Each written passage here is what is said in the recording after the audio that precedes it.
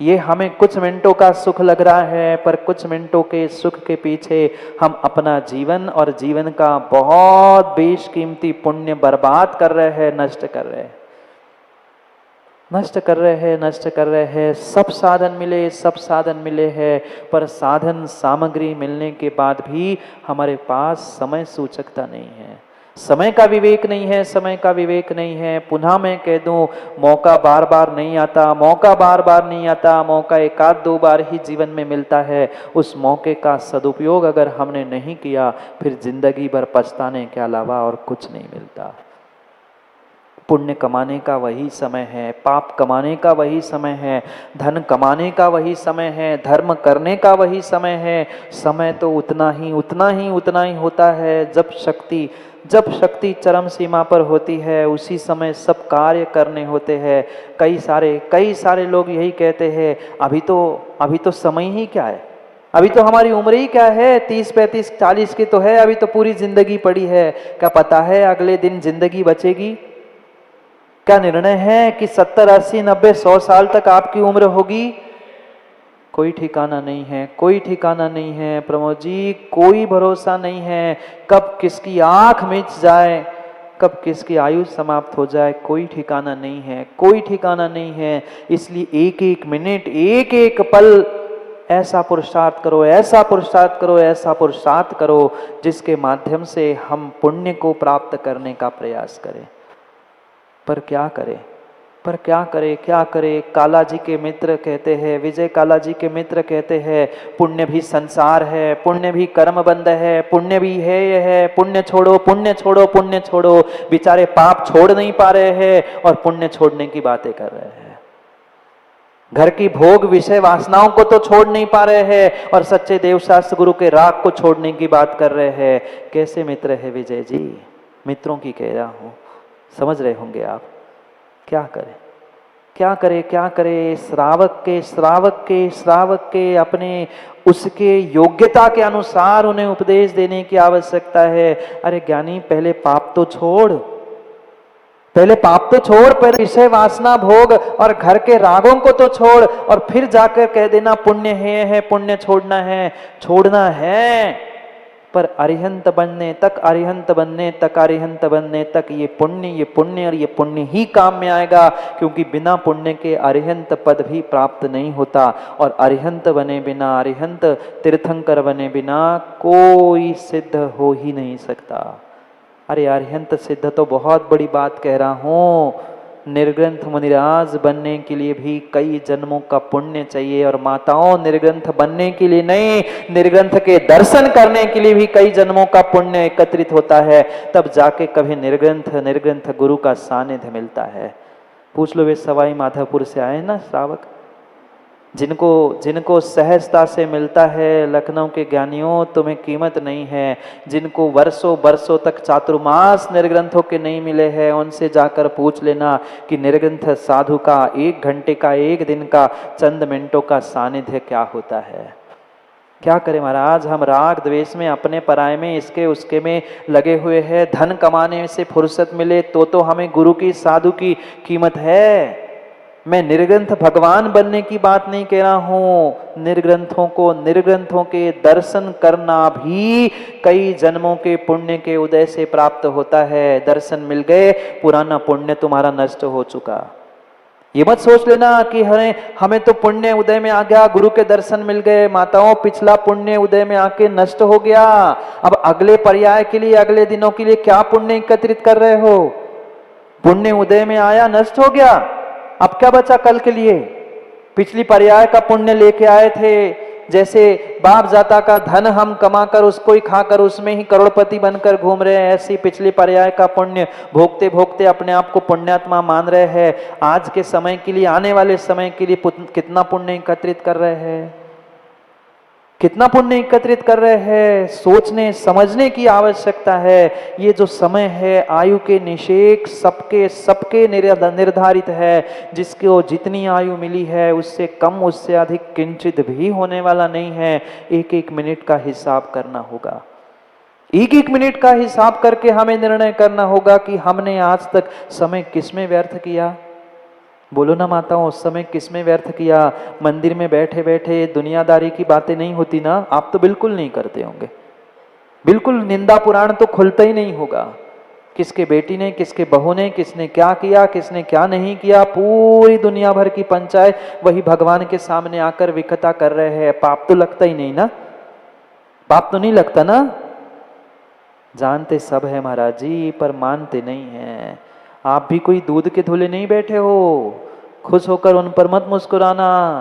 हम भी क्या क्या करते हैं मंदिर में, कितनी कितनी कितनी कसायों से युक्त होकर परमात्मा के वेदी के सामने भी लड़ने के लिए तैयार हो जाते हैं।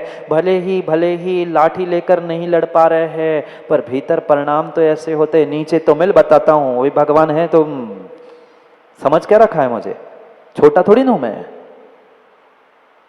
कर लिया बहुत बड़े पुण्य का आश्रव, कर लिया बहुत बड़े पुण्य का आश्रव। मैं जान के पुण्य कह रहा हूं, नरक जाने के लिए यही जो मंदिरों में आपने पुण्य का दुरुपयोग करते हुए, पुण्य का दुरुपयोग करते हुए वह पाप कमाया था ना, यही पुण्य तुम्हें नरक ले जाने के लिए निमित्त बनेगा। ज्ञानियों ध्यान रखना, ध्यान रखना, ध्यान रखना। सम्यक दृष्टि जीव, सम्यक दृष्टि जीव, सम्यक दृष्टि जीव अपने जीवन के एक एक पल, एक एक क्षण ऐसे ऐसे ऐसे जीने का प्रयास करता है, ऐसे जीने का प्रयास करता है जो मात्र और मात्र उसके उसके आत्म कल्याण के लिए हो। वह चर्चा भी करेगा, किसी धर्मात्मा से बात भी करेगा तो धर्म को लेकर ही चर्चा करेगा। राग द्वेष की विकथाओं में वो कभी नहीं उलझेगा, कभी नहीं उलझेगा। ये सम्यक दृष्टि की पहचान है। और करे हम अपने सम्यक दर्शन की, अपने अपनी सज्जनता की पहचान कि हम वास्तव में कितने सम्यक दृष्टि, कितने सज्जन हैं और कितने अभागे हैं। हाँ, आज काम कुमार नंदी महाराज पूछने वाले हैं कि अभागा कौन, कौन अभागा है, कौन अभागा है? जिसके पास धन नहीं है वो अभागा नहीं है, जिसके पास 2 समय रोटी खाने के लिए नहीं है वो अभागा नहीं है, जिसके पास पहनने के लिए कपड़े नहीं है वो अभागा नहीं है। सबसे बड़ा अभागा वो है जिसको गुरु सामने आने पर, साधु सामने आने पर भी, जिसको साधु को देखने के लिए, दर्शन करने के लिए, उनकी व्यवस्थाओं के लिए समय नहीं है। संसार में सबसे बड़ा अभागा वही है। आपकी नहीं कह रहा हूं, जो अभागा है उनकी कह रहा हूं। परीक्षा करे, सामने से इतने कठोर शब्दों में लिखा है, सामने से कोई निर्ग्रंथ भेष पिछी कमंडल धारी आते हुए देखने के बाद भी अगर कोई व्यक्ति खड़ा होकर उनकी विनय नहीं कर पा रहा है, चाहे कितने श्रेष्ठ कार्य में क्यों ना हो माताओं, खड़ा होकर पर आपने खड़े होकर साधु की विनय नहीं की है, मिथ्या दृष्टि रुच्यते। भगवती आराधना में आचार्य भगवान कहते हैं वो मिथ्या दृष्टि, घोर मिथ्या दृष्टि है। जो बहाने बनाते हुए ये कहता है हम तो पूजा कर रहे थे, हम तो जाप कर रहे थे, हम तो सामायिक कर रहे थे, वो अभागा है। और कठोर शब्दों में कह रहे हैं, और कठोर शब्दों में कह रहे हैं। पहले पढ़ते हैं 2 श्लोक जहां समय सूचकता के साथ साथ आचार्य भगवान समझा रहे हैं कि अगर समय को समझते हुए, मौके को समझते हुए तुमने मौके का फायदा नहीं उठाया है, मौके का फायदा नहीं उठाया है, तो ध्यान रखना तुम्हारे जैसा अभागा इस संसार में कोई नहीं है, तुम्हारा जैसा अभागा कोई नहीं है।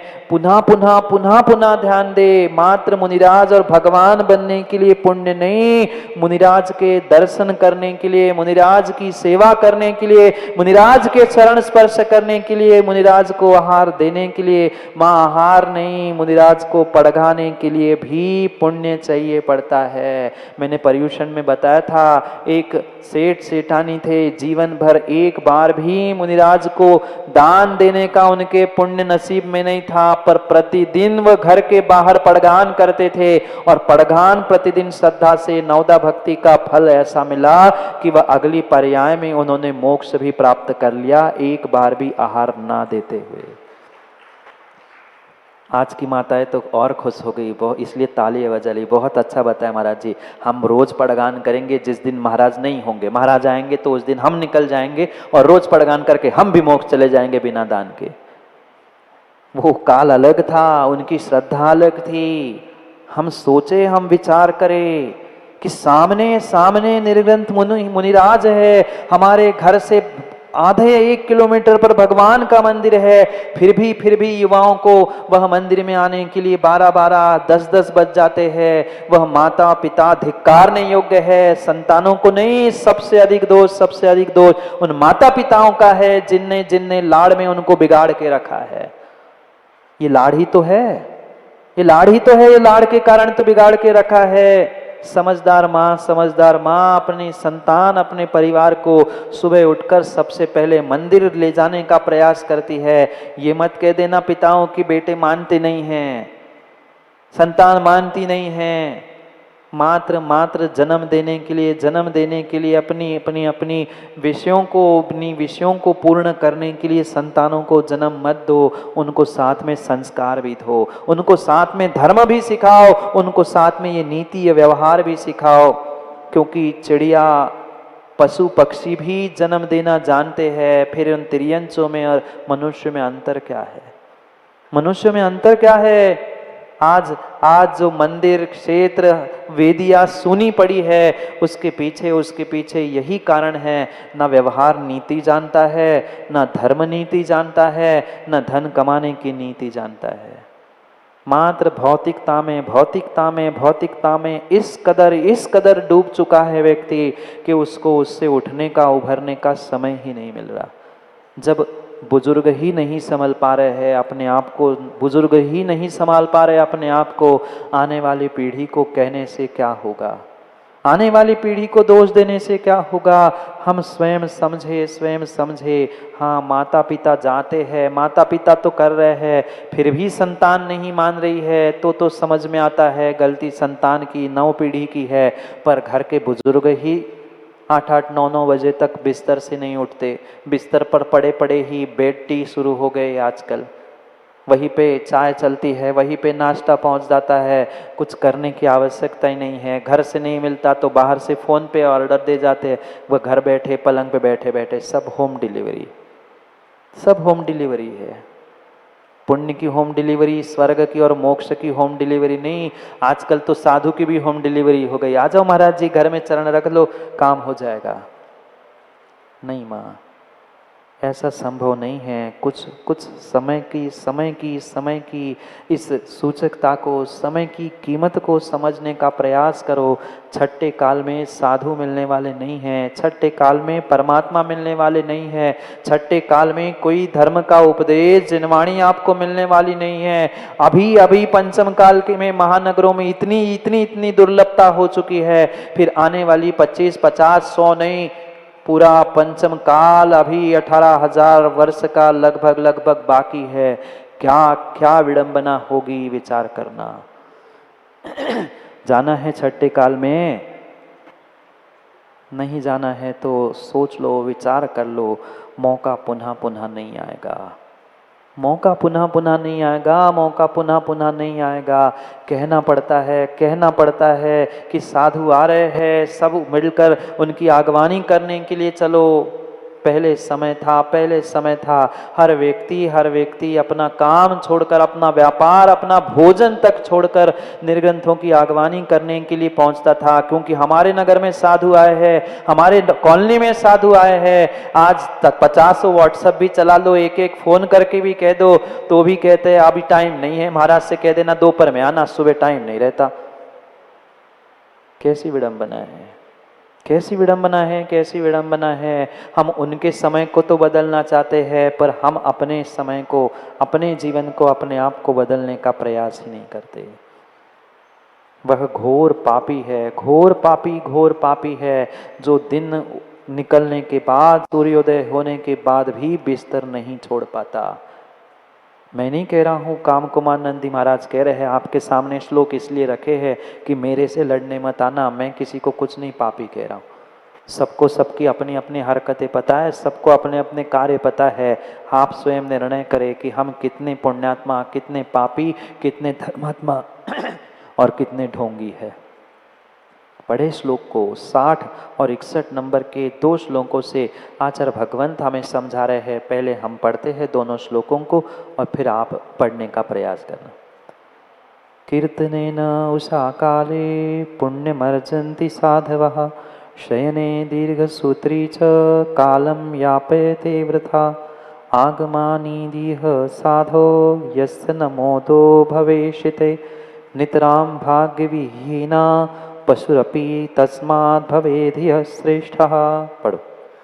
कीर्तनेन उषा काले, उषा काल यानी प्रातः काल, जैसे ही सूर्योदय होता है, कल सबसे पहले बताया कि अपनी दिनचर्या भ्रमणशील होकर यानी स्वयं के पैरों से चलते चलते उस मंदिर तक अपने जो इष्ट प्रभु है उनके स्थान तक पहुंचने का प्रयास करे। और फिर क्या करने, वहां जाकर लड़ाई करे, वहां जाके निंदा पुराण खोले? नहीं, कीर्तनेन, कीर्तनेन, प्रभु का कीर्तन करे। यहाँ तो गाथा है, श्लोक है, इसलिए अल्प शब्दों में कीर्तन लिखा। कीर्तन का भी अर्थ मात्र वह ताल मृदंग और ढोल बजाना नहीं, भगवान के सच्चे सच्चे प्रभु की आराधना, पूजा, अभिषेक, विधान आदि सभी कार्य उषा काले यानी दिन होते ही वह घूमते हुए पहले परिक्रमा लगाओ पूरे मंदिर की और फिर पहुंच जाओ भगवान का अभिषेक पूजन करने के लिए। पुनः ध्यान रखना, पुनः ध्यान रखना, स्वयं का द्रव्य, स्वयं के वस्त्र, स्वयं के बर्तन, स्वयं का स्वयं की सामग्री होगी तो ही स्वयं को पुण्य लगने वाला है। भले ही वर्ष में, महीनों में हम इतना दे रहे हैं, व्यवस्था बना रहे हैं, किसी प्रकार से ज्ञानियों आपको पुण्य मिलने वाला नहीं है, किसी प्रकार से मिलने वाला नहीं है। वो तो विषमता के लिए मंदिर में वस्त्रों की व्यवस्था की गई थी। क्षेत्रों में जो ये धोती दुपट्टे, ये बर्तन, ये द्रव्य इसलिए रखी जाती थी, अचानक कोई बाहर से व्यक्ति आ गया, उसको उसकी द्रव्य, उसके लिए कपड़े वस्त्र नहीं है तो उसके लिए व्यवस्था बनाई है। पर प्रमादी लोगों ने ये सब व्यवस्थाएं बंद कर दी।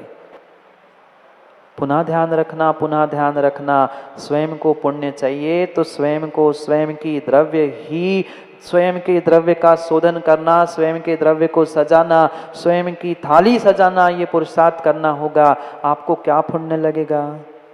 फोकट का चंदन और घिस मेरे नंदन, फ्री का मिल गया घिसो। ऐसे ही होता है, मंदिर का होता है तो बहुत सारा घिसते, और स्वयं का घर से होता तो कितना सोच समझ के प्रयोग होता है। यहाँ सब फोकट का चंदन है, घिसते जाओ, घिसते जाओ, घिसते जाओ। और नंदन जी को चाहिए पूरा पुण्य। क्या मिलेगा?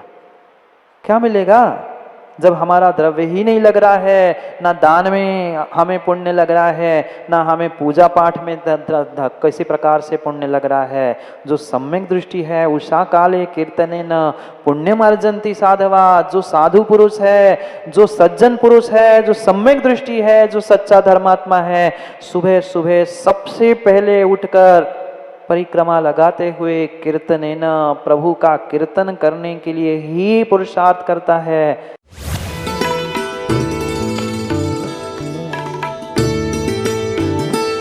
वंडर सीमेंट सुरविद्या सीजन 2 के सेमीफाइनल राउंड